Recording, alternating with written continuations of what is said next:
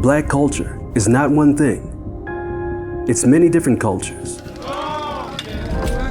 bound together by a shared history of tragedy and triumph. Join me as I uncover the many facets that make up the full Black experience. There is a renaissance going on right now. Told directly, born and raised West Baltimore, by the people who live it. Black youth need something just to immerse themselves in. These are our stories. It's more than cutting hair, it's therapy. And our stories matter. We need to preserve Black culture. My name is Imani, and you're now inside the culture.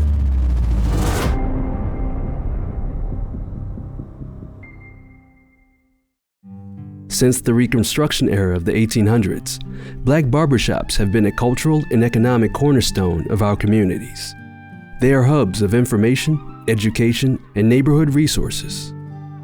One barbershop in Baltimore has created a safe space for Black men to better themselves and shape the world around them.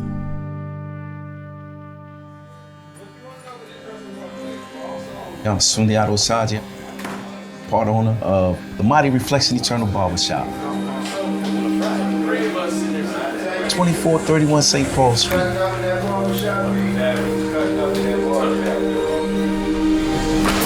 I got into barbering from a business partner at the time and friend, Jabari Natur. I was kind of nervous at first, but it gave me the confidence and the motivation I needed to get on the floor. From there, I've been going tough in this business for over 20 years. I think our work speaks for itself. My partner, Angeli Ra. Reflection Eternal was an idea that I came up with in like 1997. My father messed my haircut up when I was a kid. I said, okay, I tell you what, man, he ain't gonna never put his hands on my head again. I just started taking his clippers to cut my own hair. And my brothers was like, can you cut my hair? And I started cutting my brother's hair. Lo and behold, I took it on as a profession. We OGs in the barbering. So now it's time for us to pass the torch. Building a barbering army, creating new barbers as we speak. In undergrad, I was the best barber on campus. I wanted to take it to the next level. So that's when I got into a barbershop. And I came here, learned a lot. And I got all that from networking. There's a lot of affluence that comes into this shop. I always make sure that when they come in and they talk, and I'm listening. He know how to move.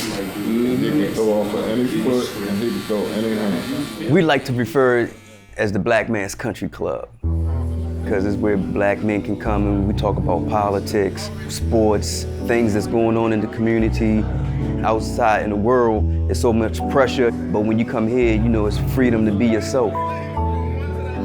It's more than cutting hair, it's therapy. We're dealing with a lot of things. When the client come in and get in the chair, you know he's sharing his life and the things that he's going through. You love your clients and you have that relationship with them, so you kind of take on that burden. When you're hearing their stories and they're telling their pain and everything, you take that stuff home. We created an oasis, a place to get away from your normal routine where you can come and get a refreshing. You ain't even gotta come and get a haircut. Come and play some chess, you know? You can indulge in a good holistic conversation. We've been teaching barbers how to be engaging, not just who got the best fade, who got the best shape up, but come out here and add on to the fabric of the community.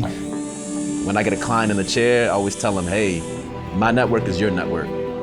Just come on through, get a haircut, and if not, just stop by and put your head in, you know, and check us out, see what we got going on, and seeing how you can fit in and what part you can play here, you know what I'm saying? Because we created the building and the business and everything, but it belongs to the community. You come here for 5 minutes and you'll be like, this feels like home. It's magical, you know what I mean? It's magical.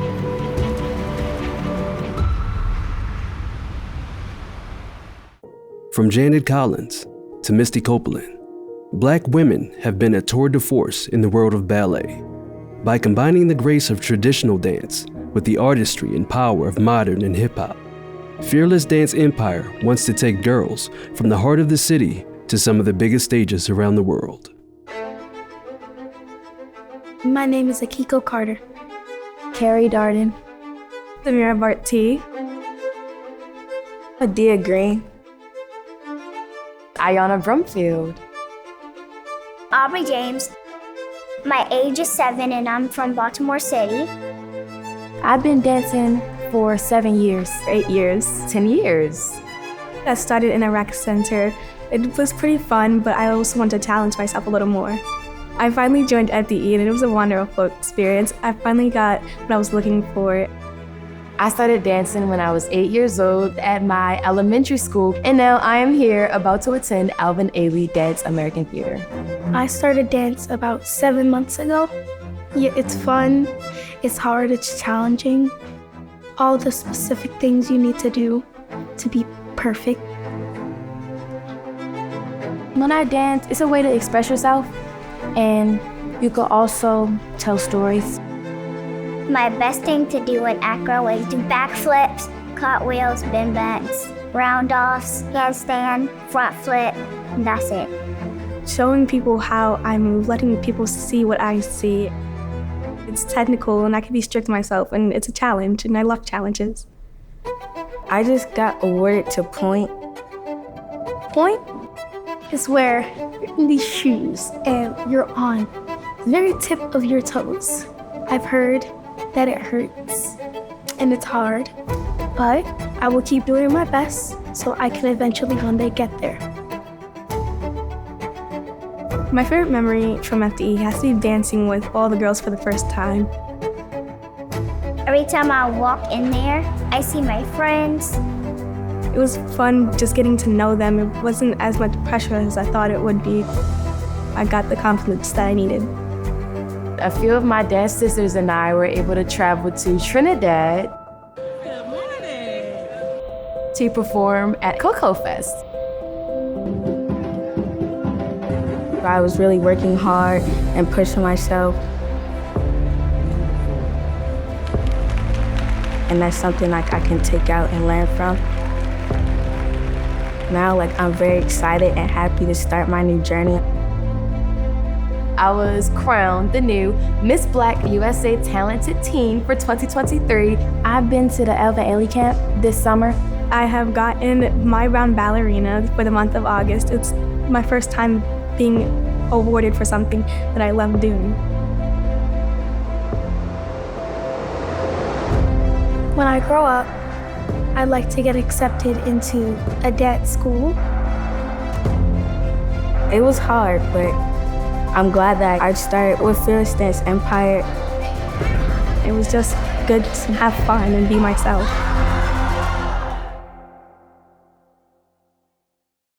Being different can be challenging for some people, but understanding your differences can help you navigate a path to happiness and success. When an up-and-coming music producer got an unexpected diagnosis, she acquired the tools needed to fight through and continue her career, while also helping other artists learn to deal with their own differences. Within the Black community, a lot of us have undiagnosed mental illnesses and mental disabilities that just go unchecked. I always knew I was different than everybody. Being neurodivergent, it just showed me I need to pay attention to those differences. The diagnosis really just gave me a lot more freedom than a hindrance.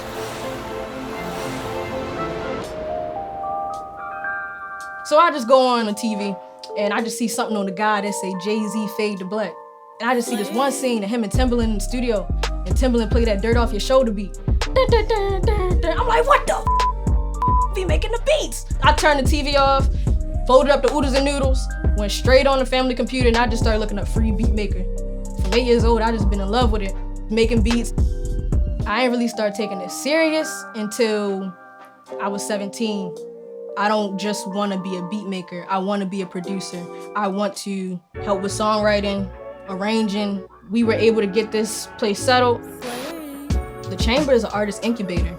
I want the Chamber to produce one of the biggest stars in the world. This space is really dedicated towards bettering the lives of these artists. It's not a lot of safe spaces that provide this. And that's really another reason why we made the Chamber. What they don't tell you is that a lot of people in the music business and in these creative fields are also neurodivergent. So dealing with people who also have their own traumas and their own baggage that they still have to unpack. The role of a producer, you kind of become like a therapist in a way. Y'all hear what I be rapping about? I'm struggling enough on my own. I gotta deal with y'all too. God damn. Sometimes we don't even make music in here. Like sometimes we just need to cry. Like I'm so serious. Like sometimes we just need to talk it out and just have one of those talks, and that makes the music 10 times better. I didn't start processing how my differences really took effect into me producing until I looked up and seen all these people around me. Now I'm session after session after session. Let me do it one more time. It's been so much that I didn't think I would do. Any opportunity that I usually say no to because of anxiety, I'm straight doing it. Whatever challenges I come with, I don't care how scared I am. I just remember what the goal is. Where I want to take this place to is way bigger than just the studio, than just the space. I really want to make this Hitsville for Baltimore. I just want everything in here to really just touch people, to impact the world in a way that hasn't been done before. It'll always be a challenge, but I'm built for it. After fleeing war-torn Ethiopia with her mom, Wayna hoped to live up to the sacrifice her mother made for her to live a better life. But once she discovered her own voice, Wayna realized it wasn't enough to just be a loving mother and searched for a way to balance motherhood with her passion for the stage. I was born in Addis Ababa, Ethiopia, and my mom and I immigrated here when I was 3 years old. There's something special about that bond and that period that we survived together. She was working 2 jobs and going to school at night, and I had an image of motherhood that was essentially utter self-sacrifice. What I didn't anticipate was what that process was going to be like for me. Mama said, Papa said, preacher said, teacher said, Mama said, yeah. I definitely was a lover of music from the time I was little. I signed up to do the Miss Black Unity Scholarship pageant, and there was a talent competition, and I nailed it. It just gave me confidence, not only in my ability as a singer, but more so in my ability to make a living being a singer. Coming from Ethiopia, being an immigrant, being in the arts is not the field you're encouraged to do. But I was like, I need to gig. So I started doing my Georgetown gigs. DC, make noise. Wayna, let's go.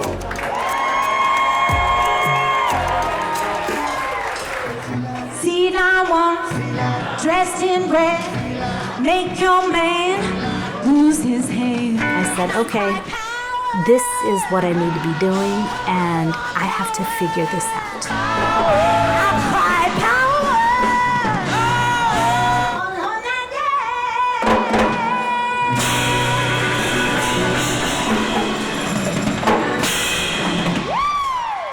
I do. My first show outside of DC, and in walks in Stevie Wonder.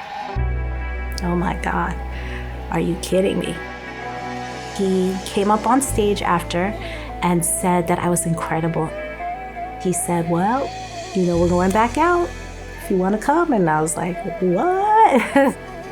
I learned so much and had the best time.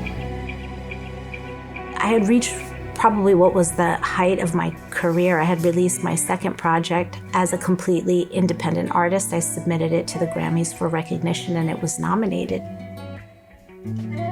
Having that magical experience, I wanted to tell myself, like, this is not a flash in the pan, this is not isolated. You created this experience for yourself, and you can create more if you believe in your own ability to manifest. I was riding that wave, but I was also at a point where it was time to have children. So I made a decision to make room in my life to be a mom.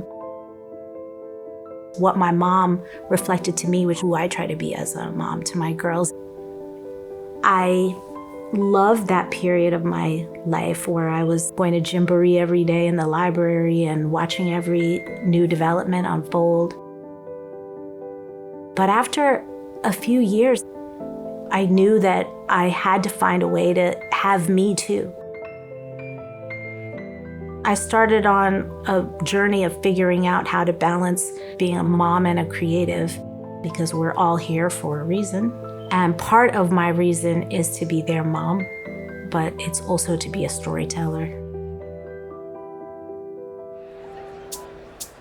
One of the first shows I had after I basically came off maternity leave, as you call it, I remember that I was just a bit rusty. Do I still have it? I just did this meditation. Who am I? Who am I?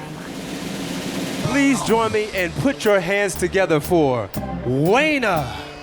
I stepped out on stage and something else came out, something that had never come out before. I didn't dance, I didn't mourn. His death was mine, apart I'm torn. A fearlessness and a freedom.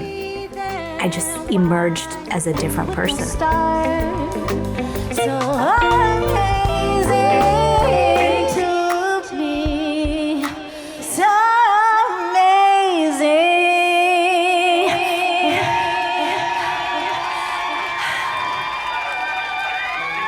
I'm more in my skin than I've ever been as a woman and as an artist. I've been having a lot of fun exploring new music. It's a blend of soul, R&B, and some African rhythms. But I think what it is, more than anything, is just unapologetically honest. It encapsulates what I've learned over the past 10 years.